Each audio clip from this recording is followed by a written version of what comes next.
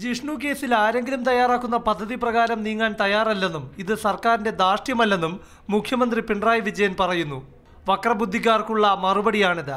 ജിഷ്ണു കേസിൽ സർക്കാരിന് പറ്റിയ വീഴ്ച ചൂണ്ടിക്കാട്ടാൻ പ്രതിപക്ഷത്തെ മുഖ്യമന്ത്രി വെല്ലുവിളിച്ചു. അപ്പോൾ എവിടെയോ ഇരുന്ന് ആലോചിച്ച് രൂപം കൊടുത്ത ഒരു പദ്ധതിയുടെ ഭാഗമായി മാറാൻ ഈ സർക്കാർ നിന്ന് കൊടുക്കണോ? അതാ പ്രശ്നം. പോലീസിനെയും ആഭ്യന്തര വകുപ്പിനെയും വിമർശിച്ച CPI സ്റ്റേറ്റ് സെക്രട്ടറി കാനം രാജേന്ദ്രനെ LDFന്റെ മേലാവിയായി ചുമതലപ്പെടുത്തിയിട്ടില്ലെന്ന കടുത്ത വിമർശനവുമായാണ് EP ജയരാജൻ രംഗത്തെത്തിയത്. ജിഷ്ണു കേസിൽ സർക്കാർ എല്ലാം ചെയ്തുവെന്ന കാര്യം കാനത്തിന് മനസ്സിലാകുന്നില്ല. കാനത്തിന്റെ വിമർശനങ്ങളും കുത്തുവാക്കുകളും സകല സീമയും മുന്നണി മര്യാദകളും ലംഘിക്കുന്നതാണ്. ഈ ജൽപ്പനങ്ങൾ ഇടതു മനസ്സുകൾക്ക് ക്ഷമിക്കാനാകില്ലെന്നും EP ഫേസ്ബുക്ക് പോസ്റ്റിൽ പറയുന്നു. പ്രകോപനപരമായ പ്രസ്താവനകളിലൂടെ ചാമ്പ്യൻഷിപ്പ് നേടാൻ ശ്രമിക്കുന്നത് നല്ല രാഷ്ട്രീയമല്ലെന്നും പരിഹസിക്കുന്നു.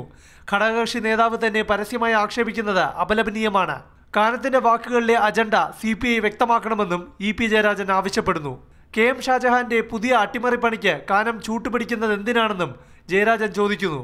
മുന്നണി മര്യാദ പാലിക്കാതെ കാനം നിരന്തരം വിവാദങ്ങൾ ഉണ്ടാക്കുന്നതിനാലാണ് തന്റെ ഈ പ്രതികരണമെന്നും EP ജയരാജൻ വ്യക്തമാക്കി. മാതൃഭൂമി ന്യൂസ്, തിരുവനന്തപുരം.